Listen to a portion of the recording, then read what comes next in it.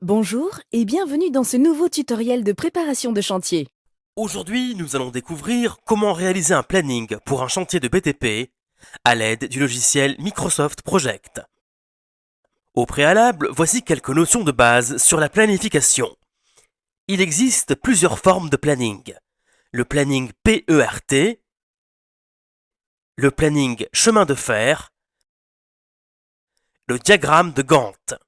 Dans le BTP, c'est le diagramme de Gantt qui est communément employé car sa lecture correspond le plus aux besoins du secteur.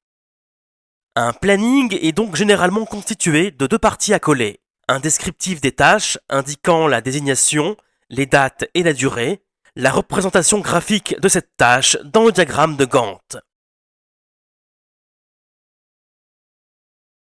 Plusieurs logiciels permettent de créer un diagramme de Gantt de manière efficace.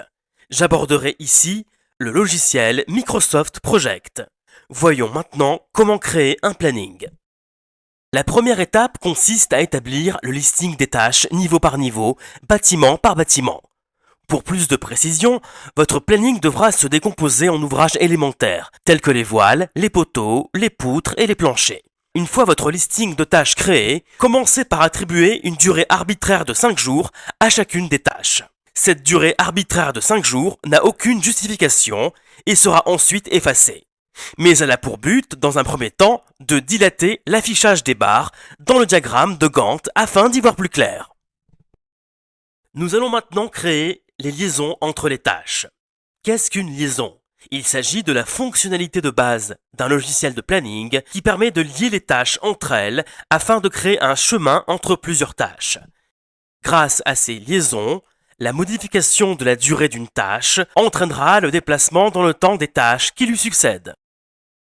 Microsoft Project permet de créer ce chemin grâce à la colonne prédécesseur.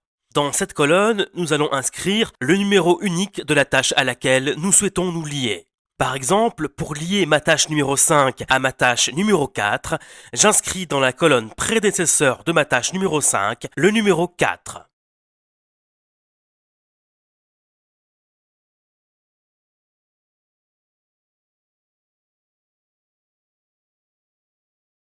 Il existe 4 types de liaisons exprimées sous la forme de 2 lettres. La première lettre fait référence à la tâche prédécesseur. La seconde lettre fait référence à la tâche que l'on souhaite lier. Les combinaisons utilisent 2 lettres. D comme début, F comme fin. Dans notre exemple, en tâche 5, il est donc possible d'obtenir 4 combinaisons. 4FD signifie la fin de la tâche 4 conditionne le début de la tâche 5. Il s'agit de la liaison par défaut qui a automatiquement été créée lorsque l'on a simplement saisi 4 dans la colonne prédécesseur. 4DF signifie l'inverse.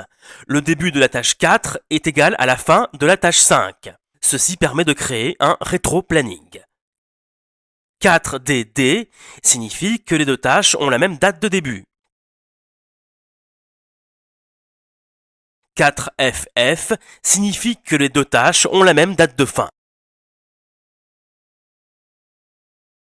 À cela s'ajoute la possibilité de créer une valeur de décalage dans le temps, négative ou positive. Par exemple, nous pourrions écrire 4FD plus 5 jours ou encore 4FF moins 3 jours.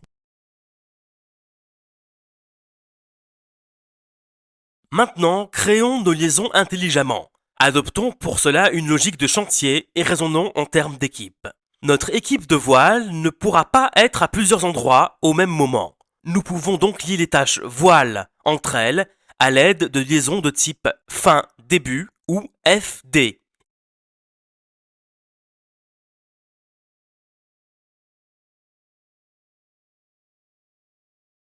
Pour combiner les équipes de dalle et les équipes de voile, il faut penser à la rotation de banche et au cycle de réalisation. Prenons une hypothèse.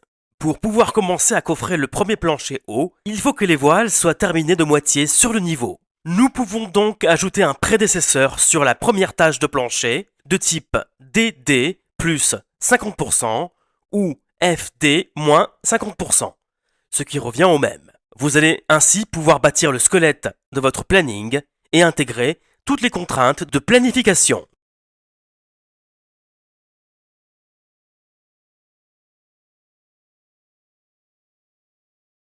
Pour l'étape suivante, nous allons quitter Microsoft Project un instant et nous concentrer sur le calcul des durées. Prenons dans un premier temps les résultats de votre maîtrise opérationnelle. Vous êtes capable de donner la quantité totale d'ouvrages élémentaires pour chaque niveau. Nous allons définir... La suite de cette vidéo est réservée aux membres abonnés. Pour bénéficier vous aussi d'un accès premium, rendez-vous sur préparationdechantier.com à la rubrique abonnement. Merci et à bientôt.